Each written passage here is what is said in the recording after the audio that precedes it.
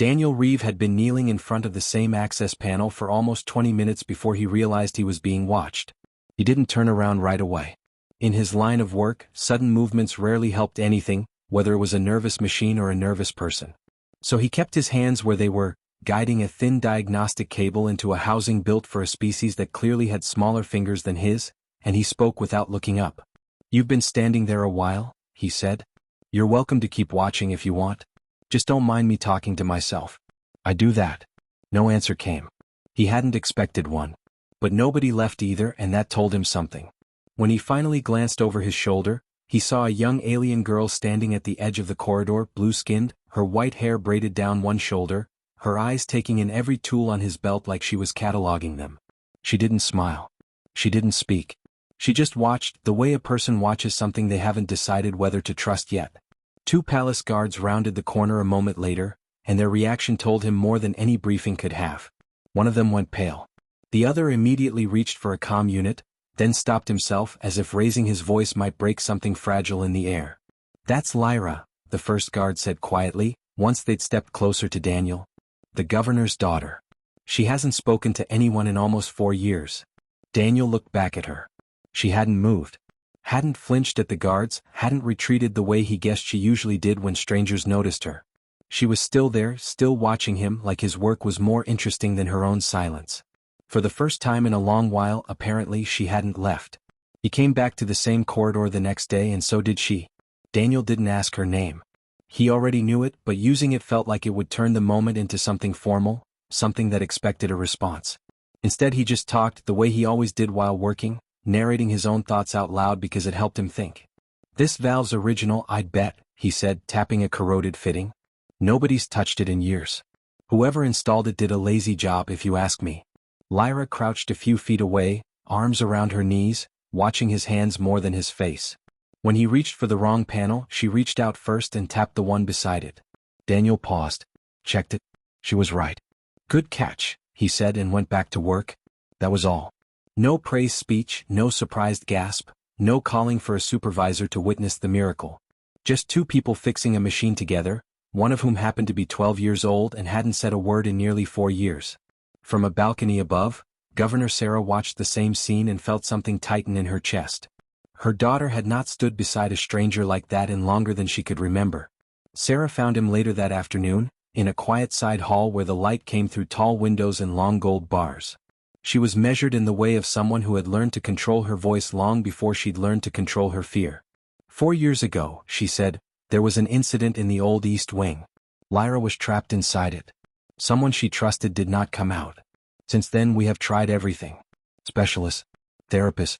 She responds to none of it. "I'm not trying to fix her," Daniel said. "I'm just fixing a ventilation system. She likes watching. That's all this is." "Then keep doing exactly that," Sarah said. "Please. Nothing more." "Only if nobody turns it into something it isn't," Daniel answered. "The moment this becomes a treatment, she'll know. Kids always know." Sarah nodded slowly, like she was hearing something she should have understood a long time ago. Lyra found him again 2 days later, and this time she didn't just watch. She sat down beside him, close enough that her shoulder nearly touched his arm, and when a tool rolled out of his reach, she picked it up and set it back within his grasp before he'd even noticed it was gone. "Thanks," Daniel said, and kept working. No reaction, no fuss. And that, more than anything else, seemed to be exactly what she was testing for. Before she left that day, she pressed something small and folded into his palm. A section of an old palace map, one corner circled in faint ink. Daniel didn't understand it yet, but he folded it carefully and tucked it away. That night, he studied the map under a work lamp. The circled section belonged to a wing sealed off after the accident 4 years earlier, a wing the palace's own systems listed as empty, powered down, no longer in use.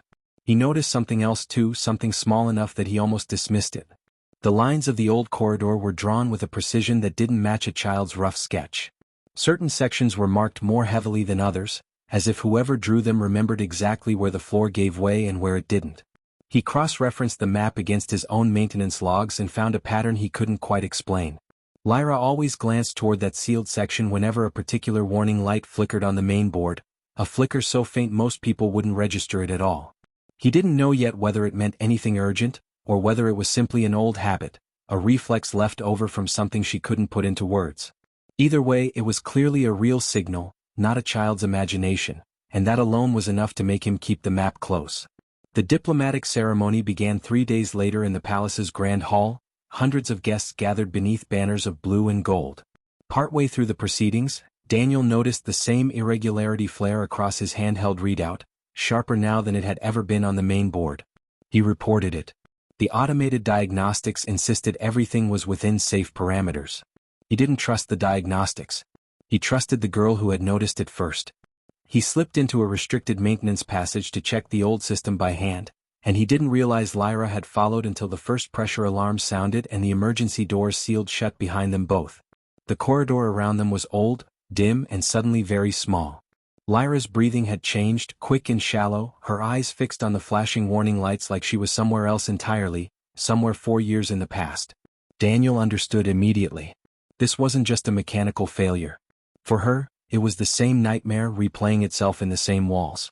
The air was already thinning by the time he found a manual release on the far side of an unstable maintenance chamber. The obvious path across looked solid enough.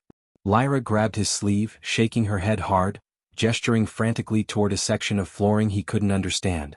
He almost moved anyway. Then he stopped, knelt down so they were eye to eye, and said the only thing that mattered. "You don't have to speak. Just show me."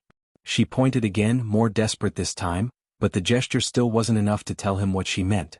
The structure groaned beneath them. Daniel had no more time to wait for a sign he could read, so he began to step forward. "Don't step there." The words came out cracked and small, but they came clear enough to stop him cold. The floor where his foot had been about to land collapsed a heartbeat later, falling away into darkness below. He didn't celebrate. There wasn't time for that.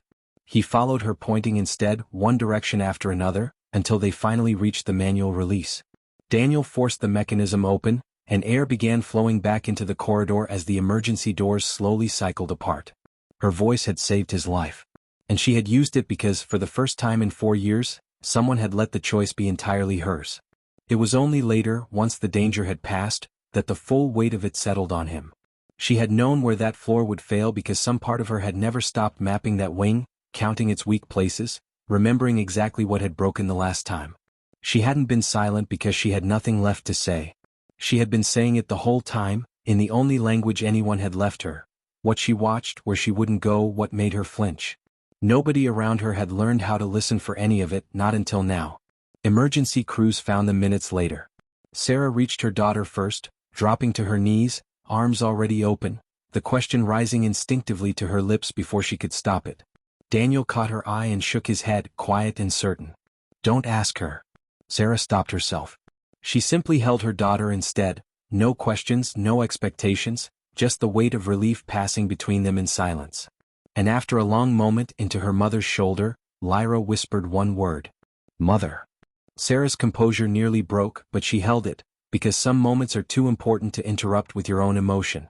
The investigation later confirmed what Daniel already suspected. The old system had been failing for months. The official sensors had missed it entirely.